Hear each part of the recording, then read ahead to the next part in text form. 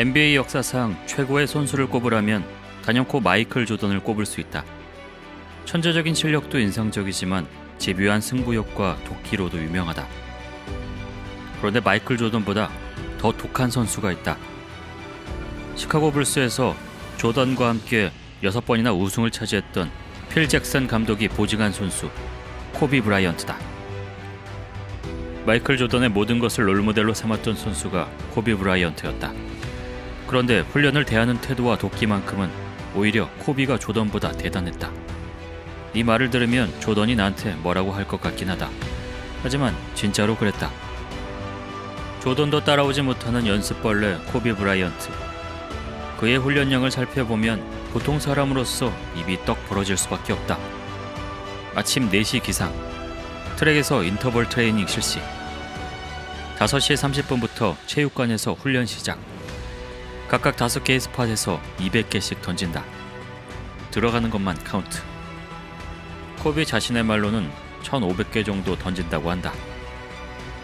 그리고 같은 5개의 스팟에서 페이드 어웨이로 100개씩 던진다.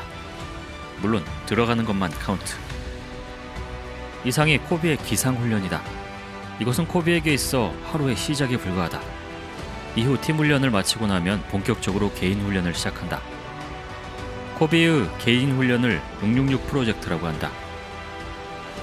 하루에 6시간 중 2시간은 러닝, 2시간은 농구, 1시간은 복싱과 줄넘기를 하고 나머지는 웨이트 트레이닝에 투자한다. 일을 마치면 보통 9시에서 10시가 되는데 이때부터 1대1 연습에 돌입한다. 만약 지면 이길 때까지 한다. 코비는 정말 좋은 의미로 미친놈이었다. 코비는 늘 체육관에 남아서 웨이트 트레이닝을 하거나 기술을 연마하곤 했다. 게다가 코비는 언제나 훈련장에 1등으로 도착하곤 했는데 언제 잠을 자는지 궁금할 정도였다. 코비는 새벽 1시나 2시가 되면 내게 전화해 새벽 5시에 함께 러닝을 가지 않겠냐고 물어보곤 했다. 코비는 세계 최고의 선수가 될 자격을 갖춘 사람이다. 마이클 펠프스는 수영 역사상 최고의 선수이자 120년이 넘는 올림픽 역사상 전 종목 통틀어 최고의 선수로 꼽힌다. 그가 올림픽에서 획득한 금메달만 23개, 역대 가장 많은 올림픽 메달을 보유하고 있다. 2008년 베이징 올림픽에서는 혼자서 금메달 8개를 수상하는데 이 기록이면 국가 순위로 따져도 10위에 오를 성적이었다. 펠프스의 이러한 성공에는 타고난 신체 조건이 큰 역할을 했다. 193cm라는 큰 신장에 긴 팔, 짧은 다리, 큰 손발 크기로 수영을 위한 최적의 조건만을 타고났다. 하지만 그의 성공이 오로지 재능만이라고 생각한다면 큰 오산이다. 펠프스의 연습량은 타의 추종을 불허하며 그는 그 모든 훈련을 즐기면서 하는 전형적인 노력하는 천재다. 수영을 시작하고 11살 때 밥 보우먼 코치를 만난 뒤 처음 5년 동안 하루도 쉰 날이 없었다고 한다. 무려 1852일을 수영에만 매달렸고 이 혹독한 훈련이 오늘날의 펠프스를 만들 수 있었다. 펠프스는 하루 2번 총 6시간 정도 일주일에 6번 훈련한다고 하며 매일 13km씩 수영한다고 한다. 주 3일은 체육관에서 근육 강화 운동을 하는데 푸시업과 풀업을 필수로 하고 2008 베이징 올림픽을 준비하면서는 역도를 추가했다고 한다. 도대체 얼마나 많은 훈련을 하고 있는지 상상조차 어려울 정도다. 2015년 5월 3일 21세기 가장 주목받는 복싱 경기가 펼쳐졌다. 메이웨더 대 파퀴아오.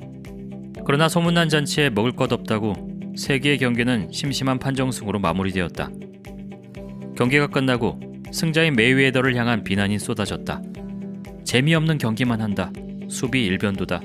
위대한 복선은 아니다. 그러나 메이웨더의 커리어 앞에서도 이런 말을 할 수 있을까? 그는 무려 20년이 넘도록 정상을 지켜왔고 50전 50승 0패라는 무패 기록으로 5체급을 석권했다.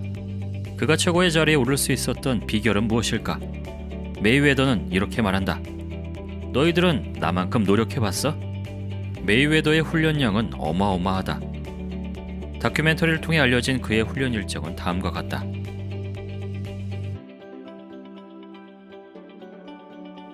얼마나 훈련에 집중하는지 애틀랜타 올림픽 당시 편파 판정으로 패배한 후에도 이틀 후에 다시 훈련을 시작했다고 한다.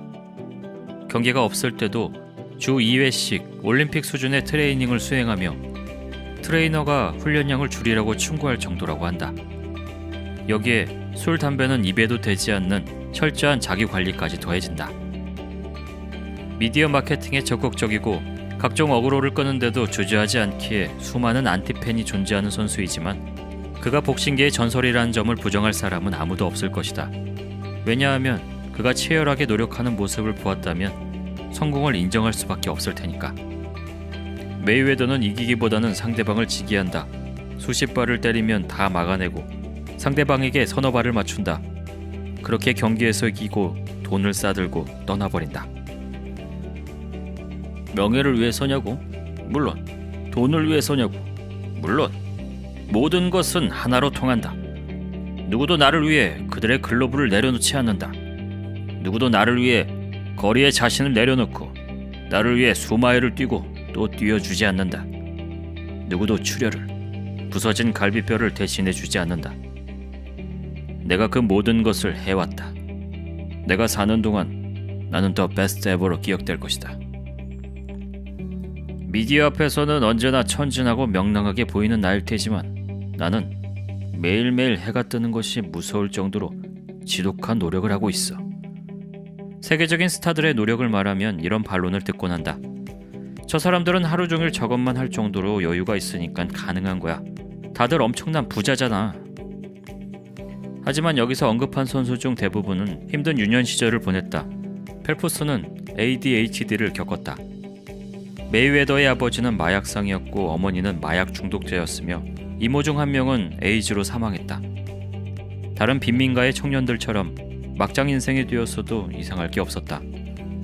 니체는 나를 죽이지 못하는 고통은 나를 더 강하게 만든다 라고 했다. 어쩌면 그들이 큰 고난을 겪었기 때문에 세계적 스타로 성장할 수 있었는지도 모른다.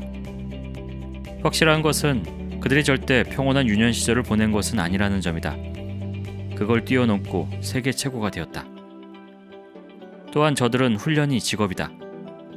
자신의 직업에서 더 나은 성과를 내기 위해 연습에 연습을 거듭하는 것이다. 우리는 직장을 다니면서 성과를 높이기 위해 노력한 적이 있을까? 더 나은 결과를 내기 위해 끊임없이 고민한 적이 있던가? 더욱 놀라운 점은 저들이 노력의 결과로 얻은 부와 명성을 다시 노력에 쏟아부었다는 점이다. 많은 돈을 벌자 더 많은 훈련을 위해 투자했다. 선수들이 고용한 트레이너와 영양사의 연봉은 어마어마하다. 어쩌면 진짜 실력은 타고난 재능도 노력하는 끈기도 아닐지도 모른다. 자신이 최고 상태로 매진할 수 있는 환경을 갖추는 것, 그것이 진정한 실력이 아닐까 싶다. 그렇게 이들은 최고 중에서도 최고가 되었다.